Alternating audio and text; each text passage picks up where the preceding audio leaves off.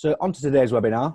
I'm delighted to welcome our keynote speaker, Webb, who's the Managing Director of Investors in Community, which is a digital platform that enables businesses and individuals to donate, volunteer and gift to the charities and community initiatives that matter to them. CSR, ethical business practices, sustainability, corporate responsibility, whatever you want to call it, has never been more important as customers look to engage with those who take CSR seriously. Properly done, a CSR strategy can drive productivity, profit, enhance your brand, increase sales, attract the best talent, deliver staff engagement and retention, promote your business and its values at every turn, and make your business more sustainable. So to find out more about how CSR can transform your business, it gives me great pleasure to introduce Webb to tell us a little more. Thanks, Phil. Thank you very much, Sam, and thank you for the introduction as well. Good morning, everybody. I'm Webb, Managing Director of Investors in Community. As Sam had said, we're a digital platform covering the whole of the UK and is well versed in bringing together businesses, individuals with charities and community groups. So let's just start talking about what CSR actually is. And Sam's mentioned a few of the alternative words. It's good business, it's responsible business, it's community-facing business, it's all sorts of different words. If you have ever given anything to any charity or any community group, you will have enacted something in the sphere of what we call CSR. CSR is a business term that's aimed at businesses who want to actually connect with their communities and actually make other people's lives a little bit better. But let me just take you back a few months, because a few months ago, if you recall, it seems a long time ago and only yesterday to some, that we were in lockdown. And in lockdown, we found some quite incredible things happening. People were helping people like we'd never seen before. The COVID-19 pandemic was what I call a great leveler.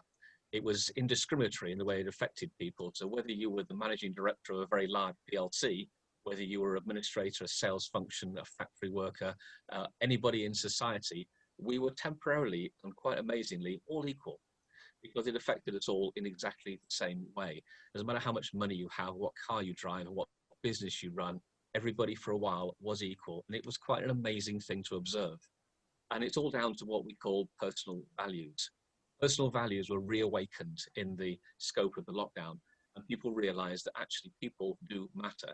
And I think the word "there really is a society" was actually uttered by some government ministers. So we end up with a values-based society response to the COVID pandemic. And that really awakened some feelings that I think we've all had in the past, but probably been suppressed by business pressures, by the way we drive our society. And so coming out of the pandemic, those feelings, those values will not simply disappear. We hope they will continue to weave their way into our everyday lives, personal and business. So if you take the values-based response of a business right now, those businesses who espouse strong and clear values are more likely to succeed than those who do not. And we can pick off the brands that do those sorts of things. People like Innocent Drinks, for example, have a very strong brand theory, and people follow the brand, the story behind the business. And CSR is a way of telling the story, a way of espousing our values, of demonstrating the sort of people we are. If you take millennials, for example, statistically, I think the last one I read was 82% of millennials, by the way, that's people who are under 40 now, are actually making decisions. And they will look at a product or a service and they'll look for the business behind it, and no longer looking for the cheapest products. They're looking for a service delivered by a company who cares. And I'm not just talking about who cares by putting out nice messages. I'm talking about people who genuinely can demonstrate that they care about their audience and care about their environment and care about their communities. And for those companies that do that successfully, they will attract a greater number of customers over time from those who do not.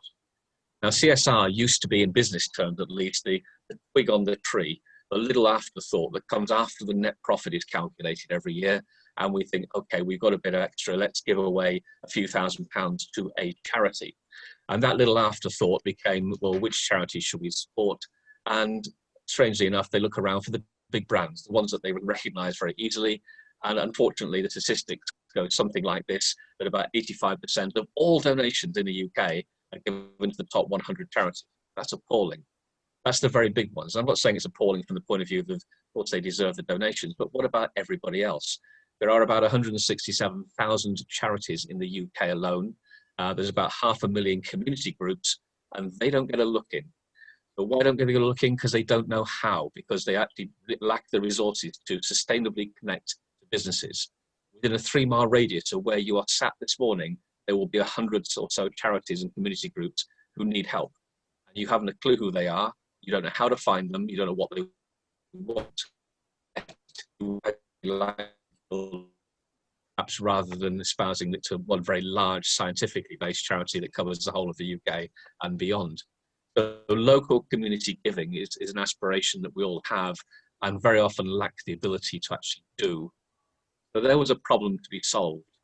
If we look at CSR in the context of bringing it back off the twig of the branch back to the mainstream and make espousing our values, a la CSR, part of what we do, part of what we go, which is of we can engage our staff more effectively, because our staff like the fact that our business genuinely wants to help others. And who wouldn't want to be a part of that? We can also see the sales branch come off here, where customers say, you know what, we like the fact that you link with your community, you are a good business, we want you as part of our supply chain.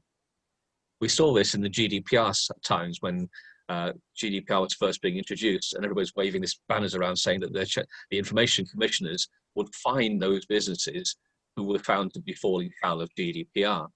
And in fact, they didn't fine an awful lot of businesses. The pressure to be GDPR compliant did not come from the amorphous information commissioners. It came from our supply chains. It came from our customers saying, are you GDPR compliant? Because if you're not, we might not be able to deal with you. And that same storyline is now repeating with CSR, as more and more supply chains are looking at their suppliers and indeed their customers and saying, well, how are you fixed? What do you do for your community? Because we want to associate ourselves, because that's our CSR story, in not just us, but also our suppliers. And it's becoming now part of a movement, if you wish, a bit like GDPR was a movement to comply. It is a movement to get involved. And so we look at CSR and say, well, okay, myth number one, that costs me money. It costs me money, it costs me time and money. If I send my staff out to volunteer, they're out of my workplace and therefore not being productive for my business, or I've given some money away, therefore CSR is a cost. Not true. CSR, when properly deployed, is actually an investment. I'm alluded at the beginning of this to some of the benefits of that. So volunteering on site for a local charity or community group or good cause can give your staff an elevated sense of purpose. That purpose then translates back into the workplace, that leads to increased productivity, and ultimately, if you wanted to connect the dots, to increase profitability. So there is a direct causal link between empowering your staff to volunteer and their productivity and profitability of the business. Talk a little bit about how giving money away is not actually a cost, because when you give money away, you're buying an outcome. And it's really important you understand this. It sounds very commercial, and in some ways it is, but it's really, really important that when you give money to a charity or a community group, you're buying an outcome. That outcome is usually a good news story. That good news story gets put up into social media, for example, or in a press release, for example. And those are read by your supply chain and your customers and your staff. And this has this whole marketing positive effect back to the business. So when you put a good news story out there, your eyes will rest on the good news story far sooner than it will rest on the fact that John and Sally have joined the sales team, or we just won a large order. People aren't too interested in that anymore. They're more interested in, what have you done for this local charity? That's nice. We like that. Therefore, you are a good business. And the perception will be supporting doing business with you in the future. So CSR is an investment. It's an investment in your brand reputation. It's an investment in your marketing stories. It's an investment in your people development, engagement, retention, and attraction. So this becomes the tree trunk, not the twig anymore, of your business. And as we recover out of this COVID pandemic and we all get back to our offices the way we're trying to, we're going to be faced with a choice. You go back to the way that it was, where you're trying to run the business to maximize the profit, to squeeze every little drop out of everybody in order to benefit the organization, or do you take a more strategic investment approach? Say, look, we're going to adopt a CSR-led strategy that does carry on that amazing work done at the start of the lockdown, weave it into our business, house our positive values, and actually really connect with our marketplaces. Back in 2010, from the recovery from the last recession, I wrote a piece on what we call the reset economy.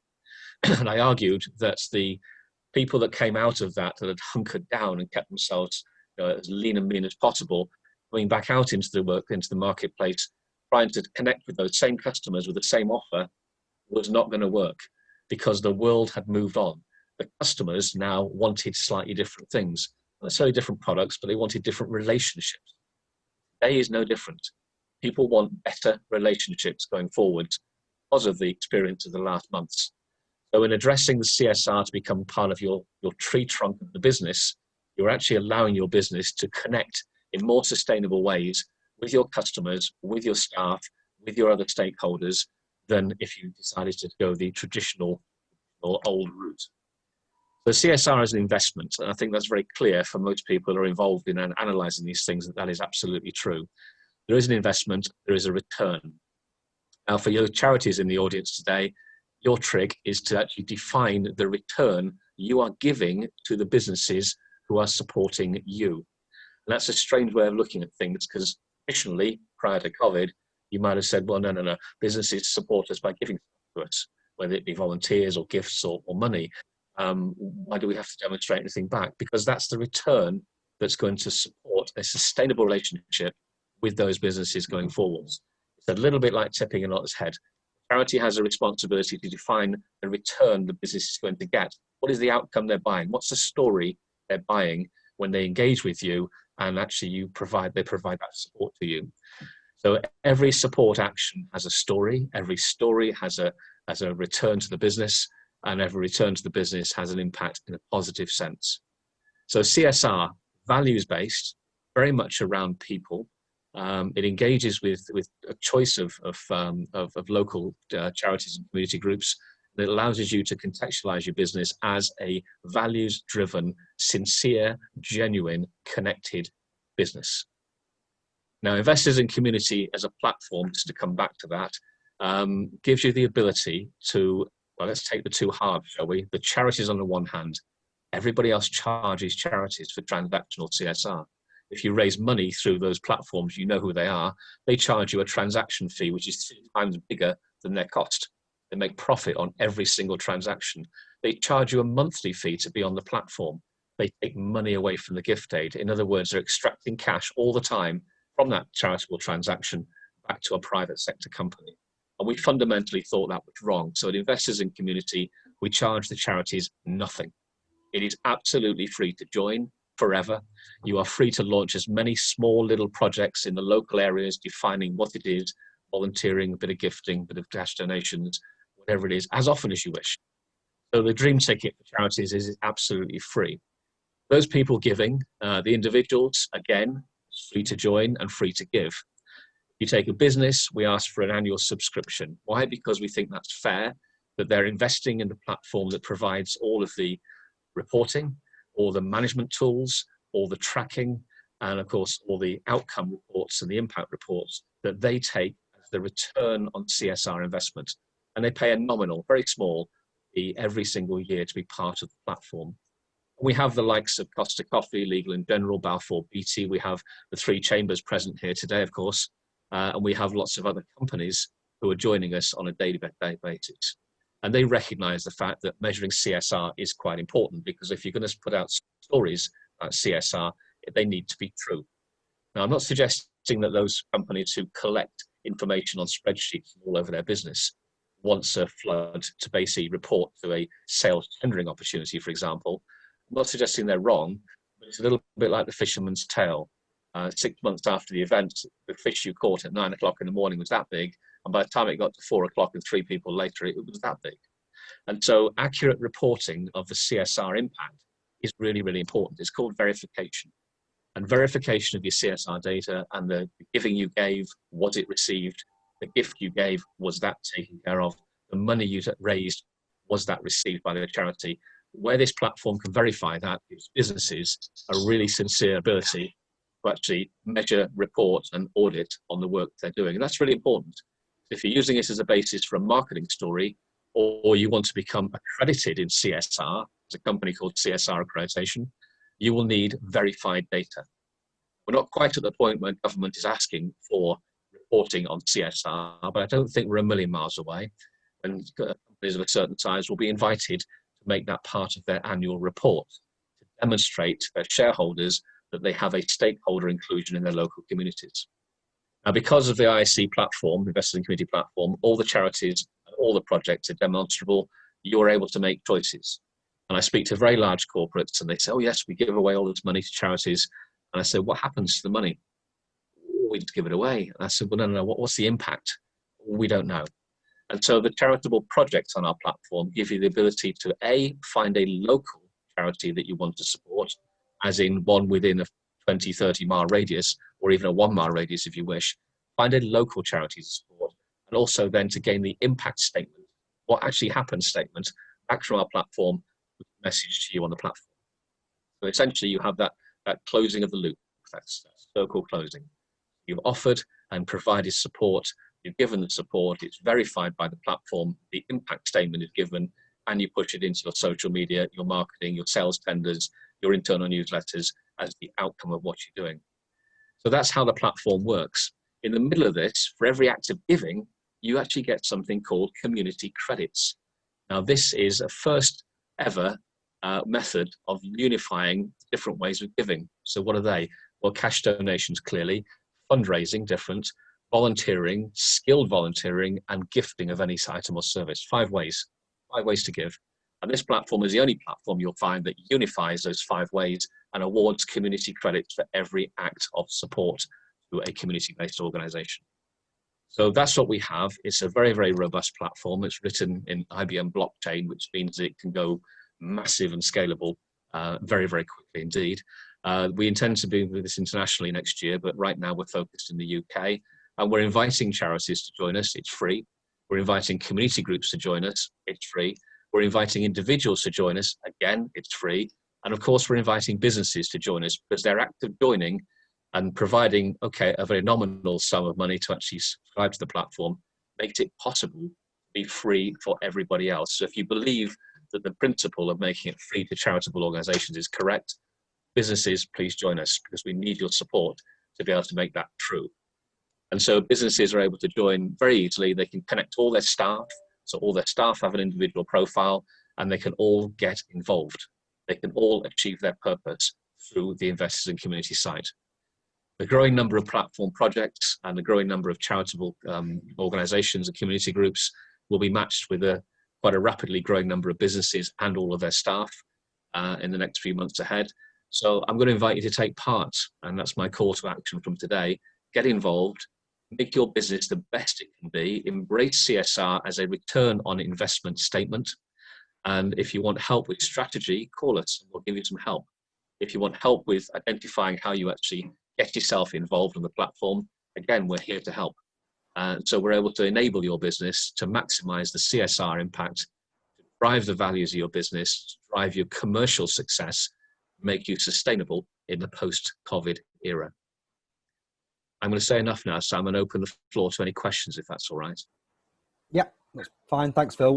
We've got some questions I'll come back to in a second, but as Phil said, please do post questions in the chat box if you've got any. I just wanted to come back to a couple of things that you said, Phil. So effectively, Investors in Community partners up charities with businesses.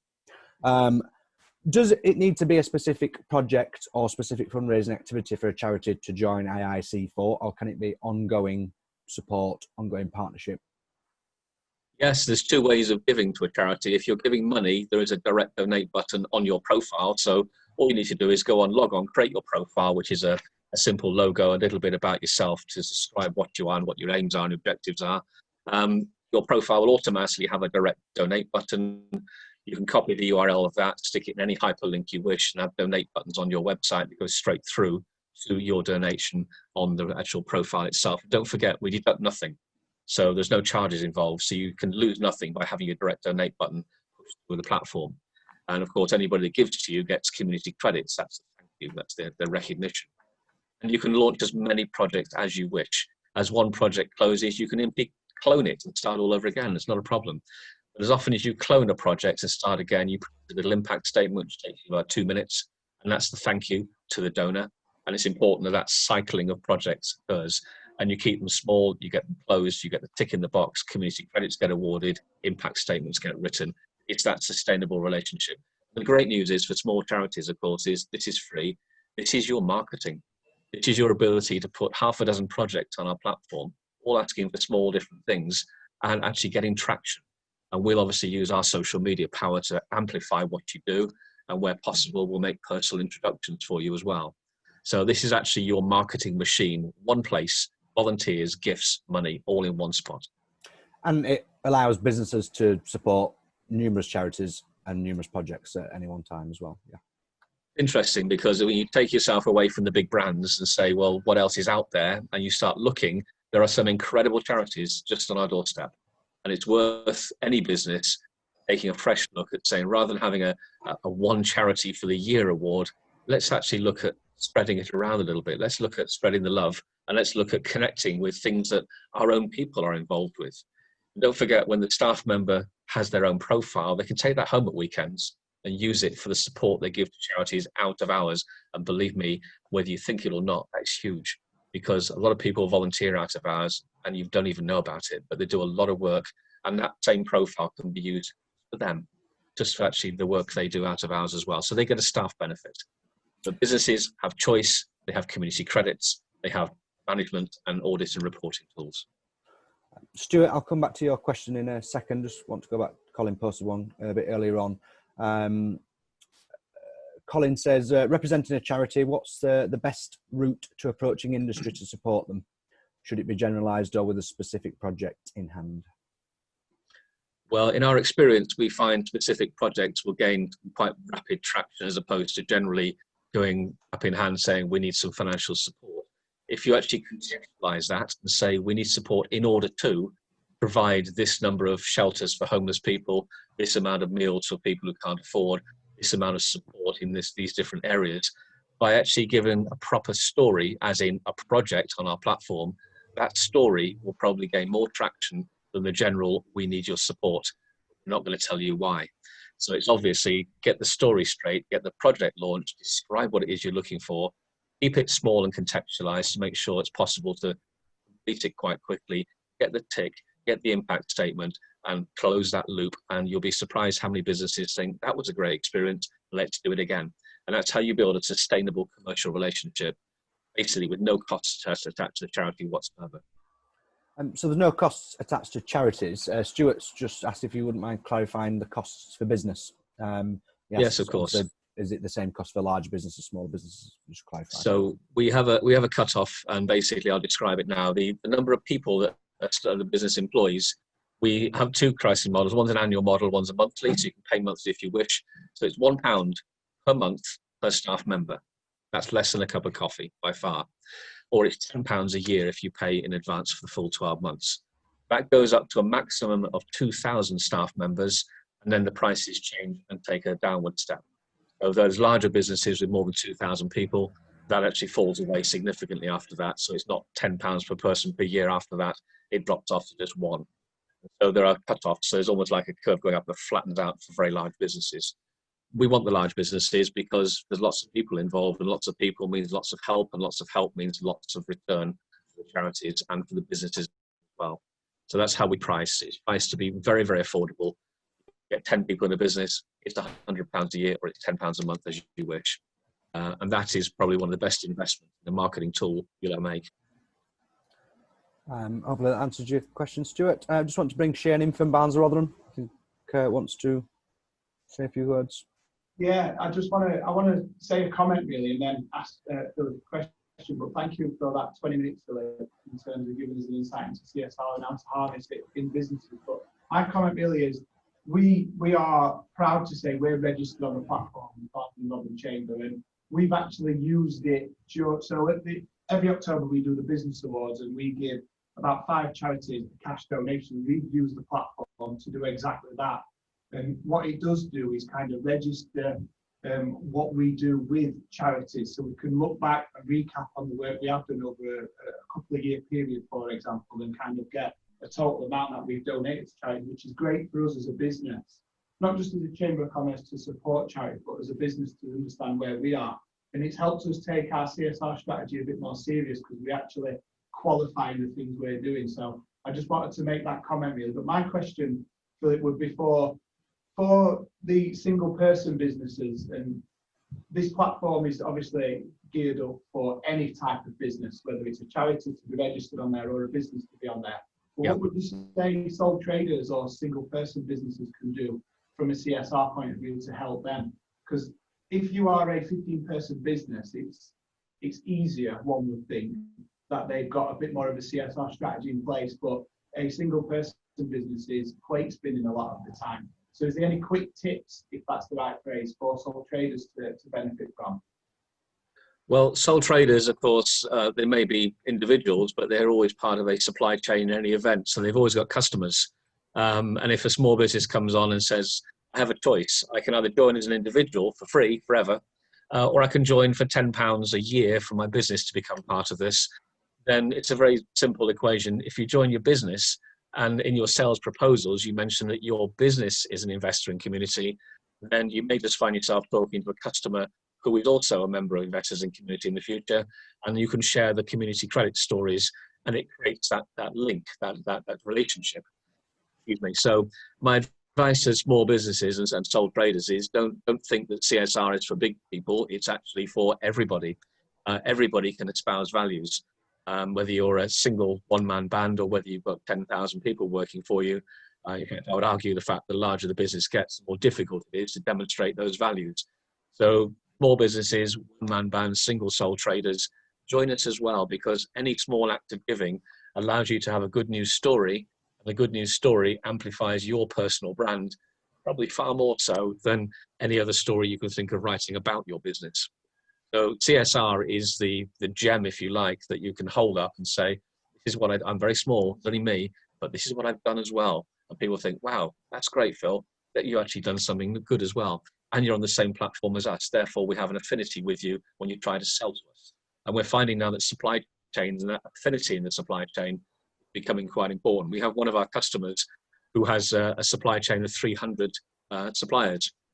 And they're now suggesting that all 300 join, because when they do that, they can see my company and all my suppliers have generated this number of credits and done this much good in the community, because our platform allows you to provide what we call a hidden list for your suppliers, and you can be in one list, and you can see, and they can see as well, the good work that's gone on within the supply chain.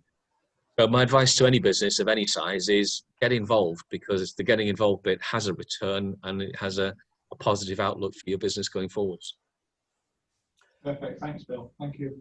Phil, I don't know if you've seen Stuart's second question in the chat box. Just asking, just mentioned that he works with small charities in Liverpool City Region, and was obviously disappointed when large businesses give large donations to large national charities, and he's asking how IIC can localise such efforts and I guess alleviate some of that as well. Well, of course, a charity will have, by its profile definition, it'll have the nearest town, it'll have the work it does, it'll have the genre of giving, so whether it's animal, it's people, it's poverty related, whatever that relationship is, you'll define that when you set your profile up. So people are able to seek an individual specific charities and charity groups. So you can do a search on, for example, Liverpool, and find a number of charities in Liverpool that you could choose to support. Big charities, of course, have got the budgets, they've got the marketing to reach out and grab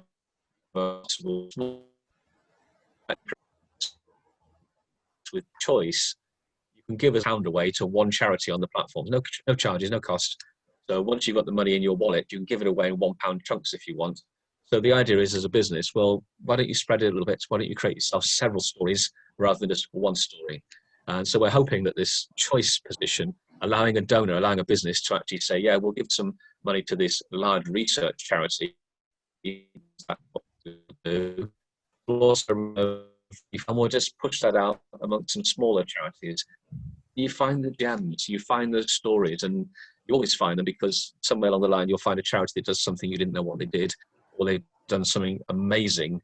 And I've been fortunate enough to meet many charities that do some amazing things with children, with mental health, with poverty, and you think, wow, and so they're worth supporting. And there will be the little fishing hooks that says, I've supported you once, I'm going to come back again and see how you're doing. The impact statements come back, it says what amazing stuff you've been doing with such a small sum of money. Let's see if we can help you some more.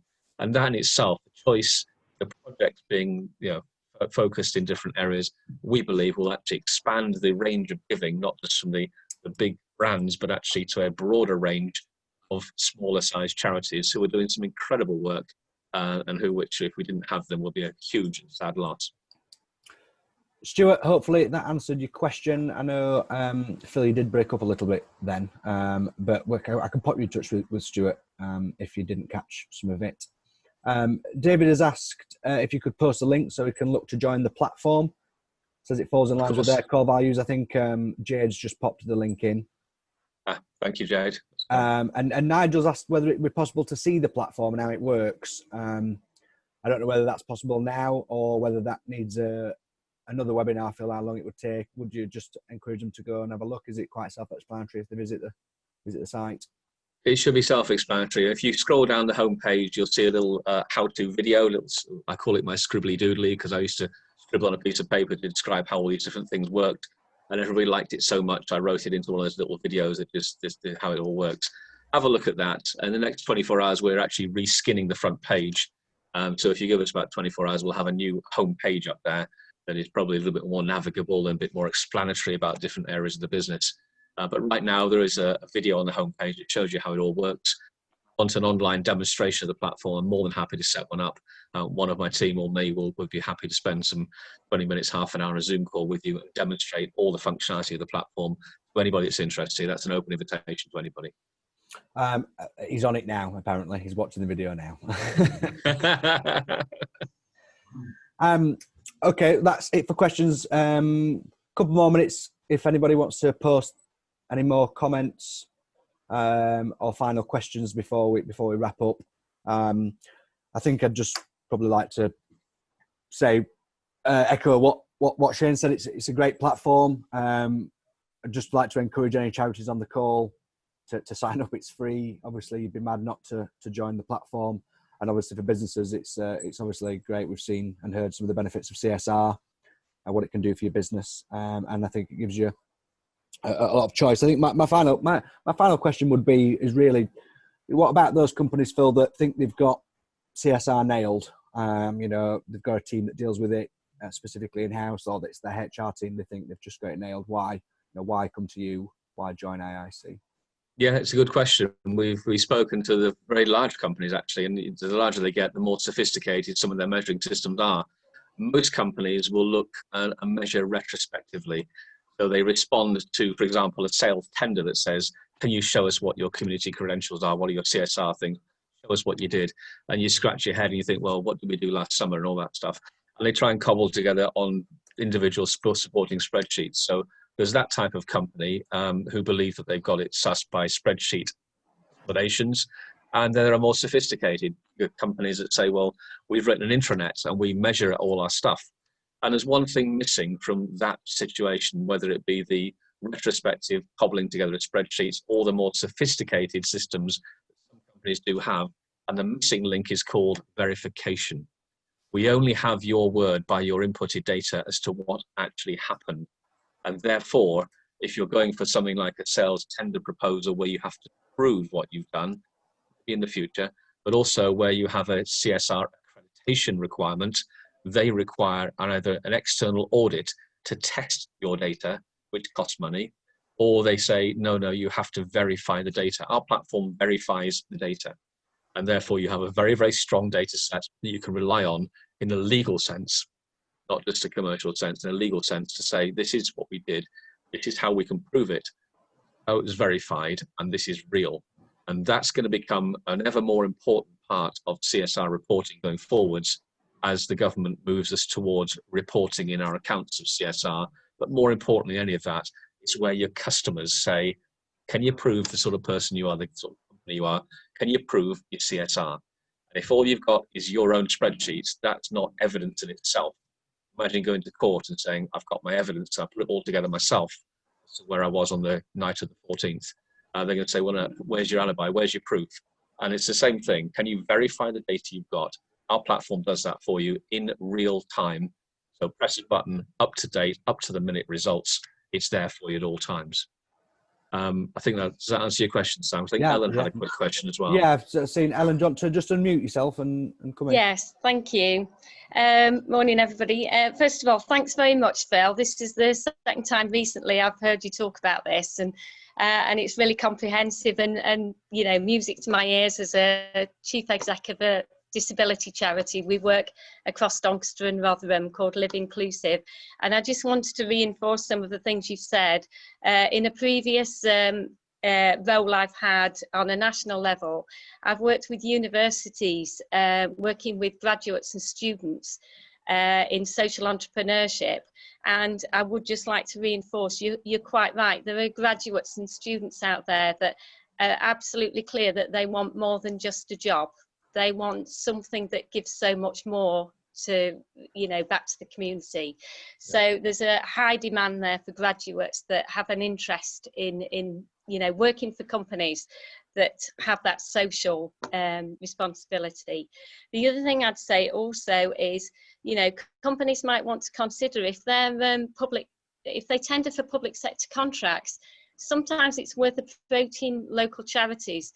It might be that, you know, a charity can work in partnership or collaborate on a tender that would actually meet a social clause in some, you know, in public sector contracts. So, you know, that's worth considering as well. And on a final note, because I know we're coming to the end, I'd just like to give a good example of Smith Brothers in Doncaster, large electrical company.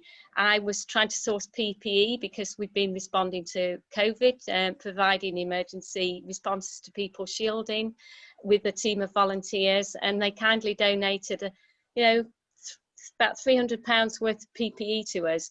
Off the back of that, we were tweeting, you know, what a great thing to do, and then they published our profile on their website, you know, and so a simple thing like that had a big impact. So, you know, I'm really a supporter of what you're wanting to do here, Phil. Thank you.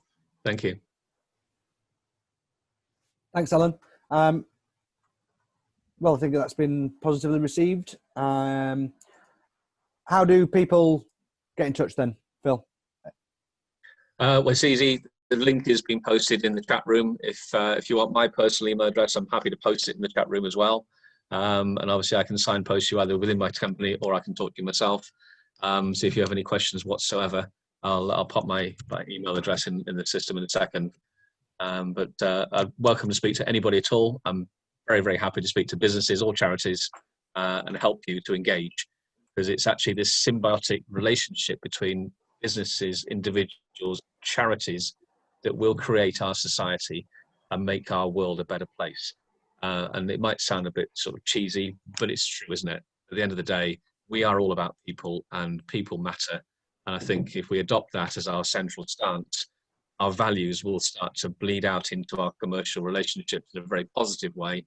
And espousing our values and doing business based on values has to be the right thing.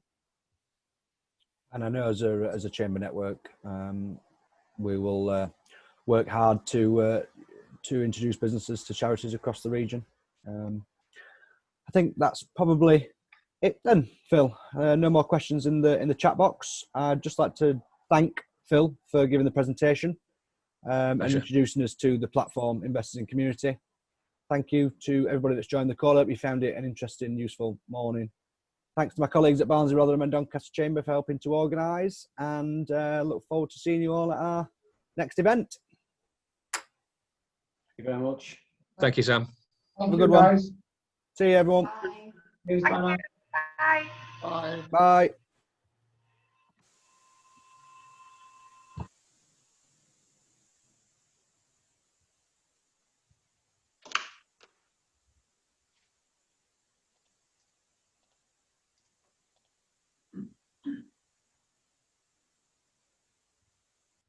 Is that everybody gone? Just Dave. Just Dave. I'll just Dave. It's very weird not being in control of all of that stuff. I think I'm better at it than you. I think. Don't you? You are. You wanted to make sure you got that on the recording, didn't you, sir? Well, edit that out. We'll edit it out.